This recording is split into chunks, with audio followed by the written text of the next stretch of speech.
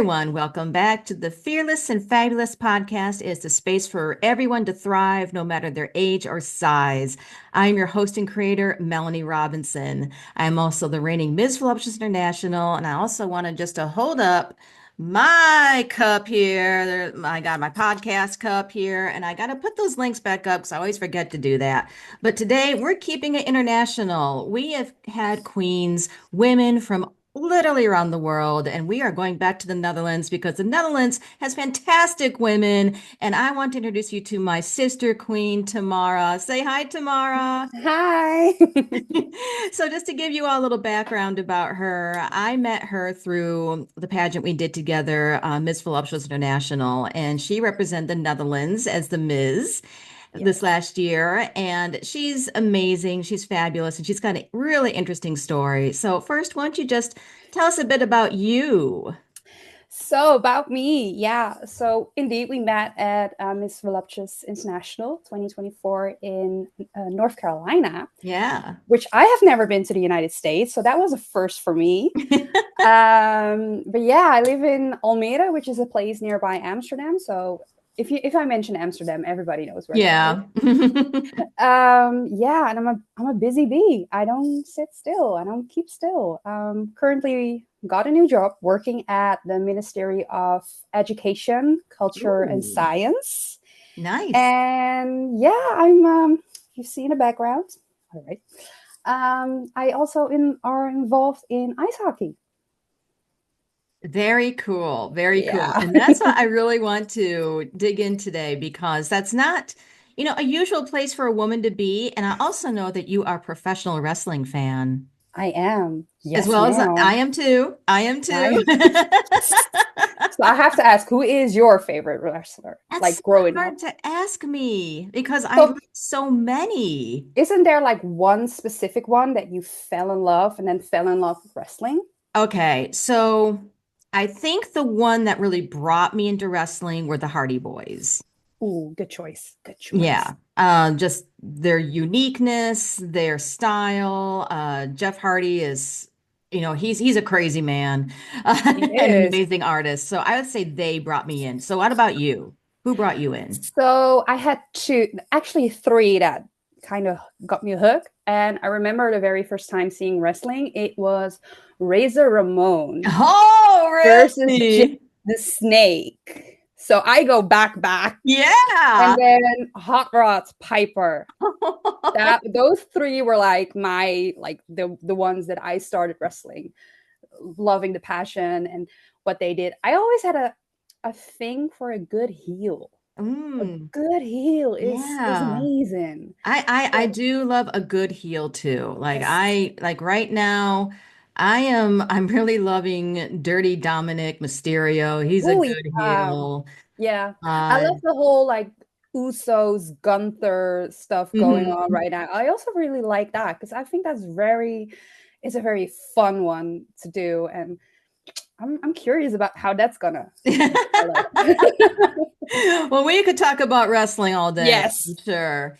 But let's talk about your life with hockey. So first of all, what are you doing with it and how did you get drawn into it? Okay, so I'm the current social media manager and production manager at the Amsterdam Tigers. So everything that you see involving the socials like TikTok, Instagram, Facebook, interviews, photo shoots, everything that's what I'm doing. Hmm. And it started actually very early on. My grandfather, so I'm a third generation ice hockeyer. So I come from an ice hockey family. Okay. And my grandfather used to be the trainer of the like the youth, like the little ones. My father did play some hockey, just a couple of. He wasn't very like talented, like that. Those are his own words. Don't quote me on that. But he enjoyed the sports. But with work and school and study and everything, he couldn't combine it anymore. So that's the reason why he stopped playing. And I've been since I was 2 or 3, my grandfather would put me on skates and just push me onto the ice, like, "Hey, good luck with that." Um, being a 3-year-old on ice between boys that are like 16, 18, full on in gear, they're impressive. Yeah. And but my skills are not on the ice. I figured that out very quickly. So my skills are next to the ice. And yeah, I've been doing that for 3 years now. So I have 3 seasons in the bag, and I'm going up for my fourth. Fantastic. Well, Yeah. congrats to you. Thank you. So what's that like? I mean, are you pretty much the only woman around this I hockey world? was. I was. I currently have a lady who's helping me as well. So I have to give out shout out to Laura for helping me, backing it up. But yeah, everything regarding the production, the social stuff, that is me. We do have women working at the merchandise stands and helping out with like the bar and like, but not into the like the coaching and staff and that. Mhm. That's just me and now Laura as well. So So I'm yeah. curious. So did you have to go through any sort of, I don't know, proving of yourself in order to get the job that you have? Yes, yes. I mean, it's a very tight knit team. Hmm. There's about 20 players. They're like brothers. So for a woman to step in and tell them what to do, they were like, "Who on Mm. earth are you, and what do you think you're gonna do here?" So my very first season that I had to start, it was a really hard one. I had Mm. to figure it out. I have to, find the dynamics because there were like guys that were more to themselves, more social ones, more just a bit cautious with me. And the very first season, I was like, oh my god, if this is going to stay for the whole freaking time, I don't know if I'm cut open for this. I'm like, I don't Mm. know. And then also because of my grandfather has left quite a legacy, I had really big shoes to fill up because everybody knew my grandfather. So they were like, okay, so who are you then if you're his granddaughter? So that made it even a bit more tricky. But yeah, at some point I had two or three of the players going like, she ain't that bad. Come on. And then it was just like that. And then they were like, okay, come on. So I got invited for like, oh, we're going after the game. We're going to the bar. You want to Ah. join? Sure, I'll join. So, and then we are supposed to do one drink, and then we end up like getting it kicked out of the bar at 5 in the morning. So yeah, I kind of earned my stripes. Yeah, it sounds like they accepted you into the fold. Yeah, they did. Well, that's fabulous. I think it's really amazing when a woman can break through to a male-dominated area Hmm. and the guys just start seeing her as, yeah, you're one of us now. Yeah. But with that, do you ever feel like you lose a sense of who you are as a woman? Um, I don't think I do. Mm, I okay. I think I know who I am as a person and I know where I stand for, and it butts heads sometimes. But the guys, I must say, I'm very, very, very blessed with like the team and the coaches and everything. They are really open to any ideas and everything that I bring into. But they also like support me in the things that I do. So they thought it Mm. was amazing for me to go to the United States to compete in a pageant because on the rink they just see me in jeans and boots and a thick sweater, and there I am strutting my stuff in heels and dresses and crowns, and they're like, "Wait, why don't we see this on the Yeah. ice?" I'm like, "Do you know how cool that would be?" But they do like it, and especially when we sometimes we go out for drinks, and of course then you dress up a bit, and they're like, "Oh, so wait, that's underneath that sweater." So it's fun and it's crazy, but I like it. So let's talk about your pageant journey, since you already touched on it. So was Miss Voluptuous your first pageant, or have you done some Mm, others? I have done some others in the Netherlands. So my journey started a bit of a weird way. Okay. So I've competed in Miss Curve Netherlands, which is a Dutch pageant for those who are a little bit bigger than your normal average size. So I worked in the shop and of a beauticianist shop, and then the winner of 2000 and 2019 came to the shop to buy some beauty products, and she told me about the story. Like, hey, I do this and I won this competition, and would you be interested in joining? And I was like, me on a stage in a dress, really? You're sure you want to go there? And she was like, yes, it's fun, it's a sisterhood. And so my coworker Shannon kind of pitched in, and she was Okay. like, why wouldn't you? I was like, true. She said, what do you got to lose? Nothing. So as a joke, I entered myself in the auditions of Miss Curve Netherlands. Then I had to go to auditions. And I was like, okay, I'm going to do auditions, but I'm not going to be picked. I'm not going into, Mm. the whole thing. That's not going to happen. Then my name got called. And I was like, oh, I guess I am doing this. Surprise! Surprise. So of course it started the whole program. COVID came, so normally a pageantry program is about a couple of months sometimes. Yeah. um, but because of COVID, this one took a year and a half to compete, so it took a really long time. And then I was like, okay, you know what, I'm going to be in the finals and I'm going to do this, and then that's going to be it. No way that I'm going to win a title. I won 3. So I became Miss Quarantine, because we had to do challenges during the COVID quarantine. Okay. I became Miss Congeniality, and I Nice. became second runner up. Look at you thinking, I'm not going to get anything. Exactly. So I love the whole progress. And then kind of at some point I was like, you know what? I'm very busy. Work was really crazy. Amsterdam Tigers got really crazy. And then I got called by the organization here in the Netherlands saying, hey, have you heard about Miss Voluptuous International? And I was like, some bits and pieces, but not being really, reading about it, everything. She was like, would you like to compete? I was like, wait, what? Would you be able to represent the Netherlands 2024, 25? Are you sure about this? And they were like, if we have to send someone that we have complete trust in, then we want to send you. All right, give me a couple of days to think about it, because I was not expecting that at all. I thought my pageantry journey had already ended. Yeah. And then the first person I called was my mom. Like, what do we think about this? And the first thing my mom said is, okay, so when are we leaving? I guess I'm doing this.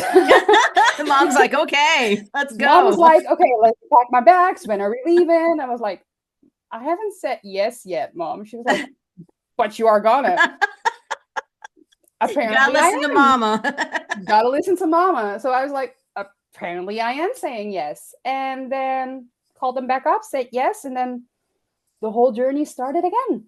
Wow. And it's so Yeah. this was going to be, originally a one and done, Yeah, pretty which, much. yeah, I mean, I and have that a was sash similar that's to not me staying in its. too. That was similar to me as well when I didn't start getting to pageantry until I was in my 50s.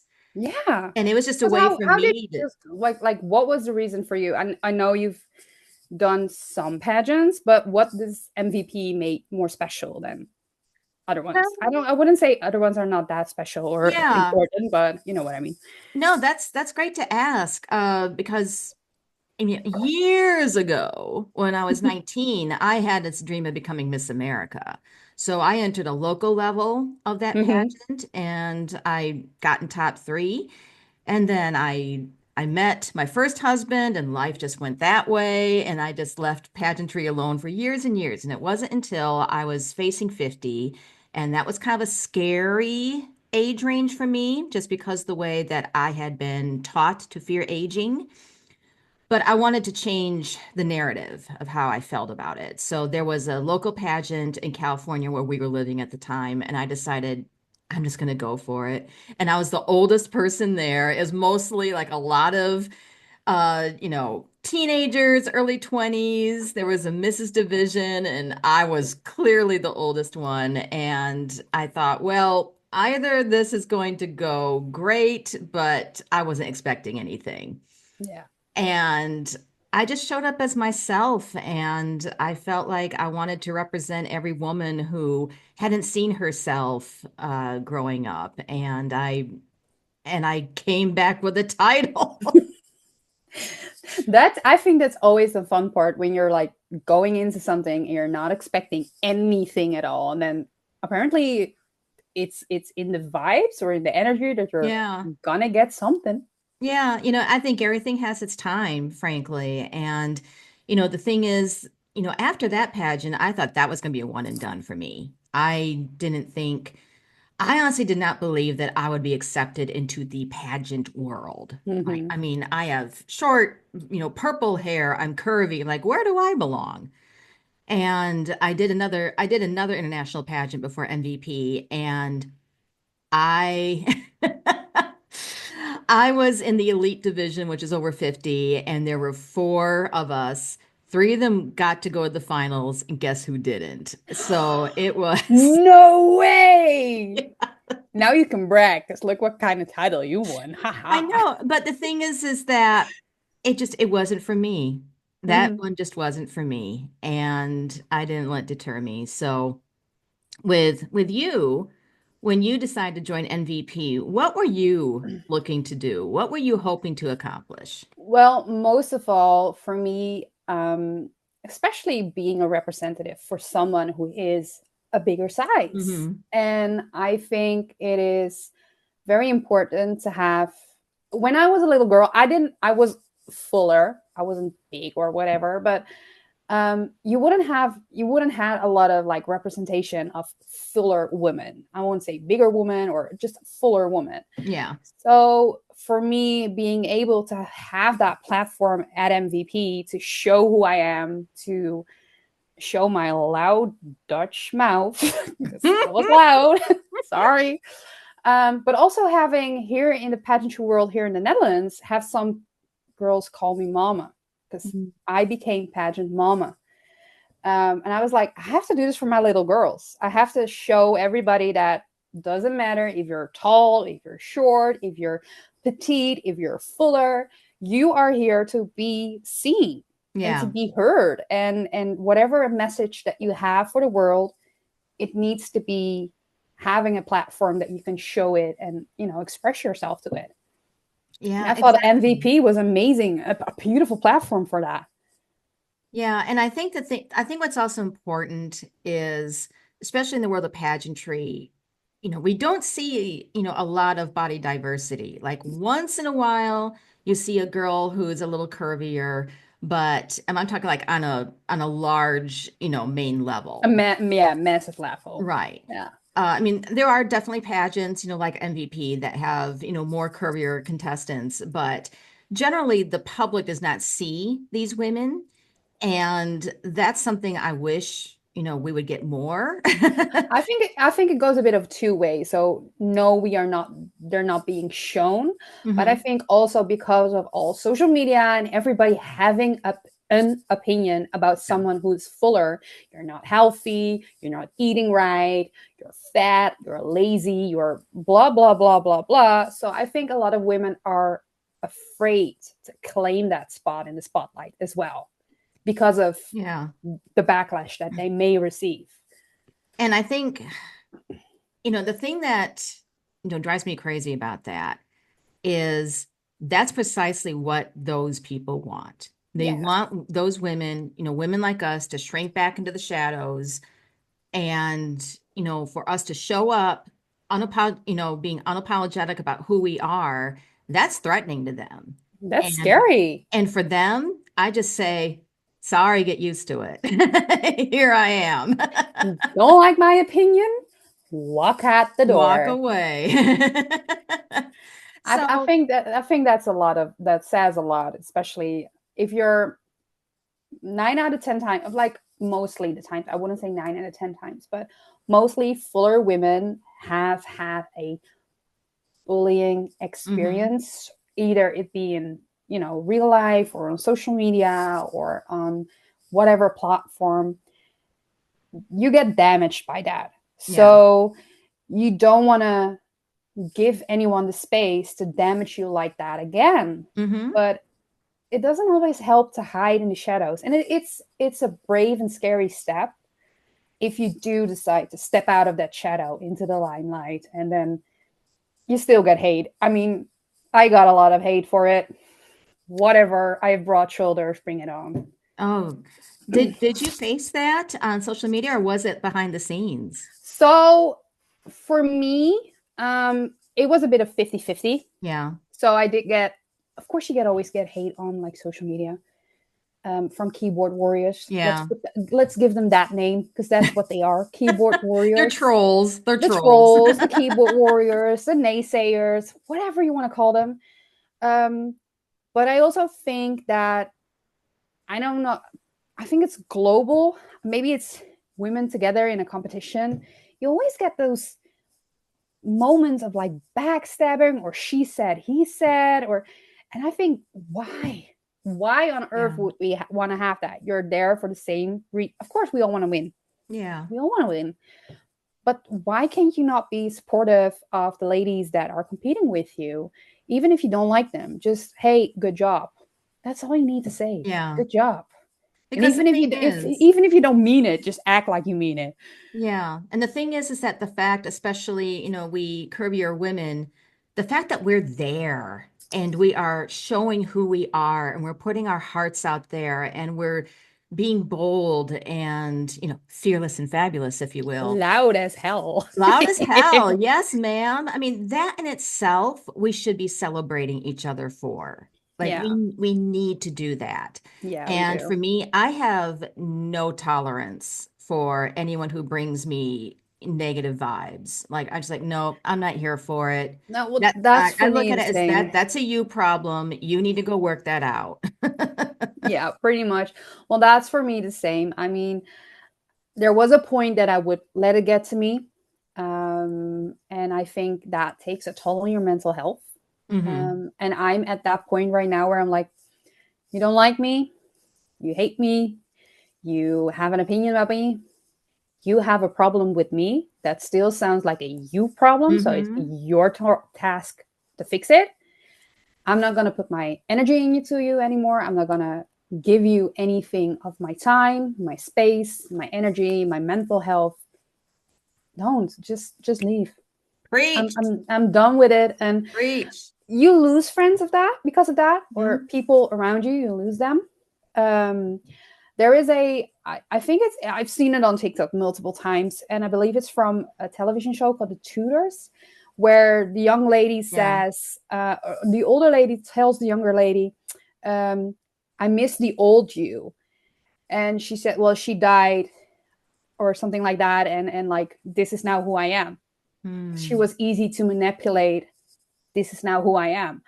So, um, and I've heard people say, the moment you get comfortable in your own skin and people get uncomfortable with you being comfortable, that's the moment that you realize they were just using you and not supporting you. Oh, that's the sound bite right there. That's Yeah. it. That's it. That's so true. That's so true. Because the people who really love and support you, they want to see you grow and develop as a person. Those will The be your minute silent yeah, cheerleaders. the minute you step, out of your own box where they were comfortable seeing you as, and they don't like what they see, they're not really meant to be in your If, world. if they don't like your progress or your growth, either you're not involving them in it, or Mhm. you're not, dragging them along, or they can no longer manipulate you, then that's the moment that they dislike you. Yes. Um, I know about Medea. She has made this beautiful little clip about where a gentleman was telling, "Well, I don't get it why my friends act like that," and she's explained it by a tree. So you have people in your community that are like the leaves, and they will change with the season. And when the weather gets rough, they'll just drop off the branches and they just leave. Then you have the people who are like branches, and they look strong, look like a supporter, but the moment when you climb into the tree, the branches might break. So are they really Mm. your supporters? And then you have a couple of like true friends that are like the roots of that tree. You Yeah. don't see them, they're there, they're just a couple.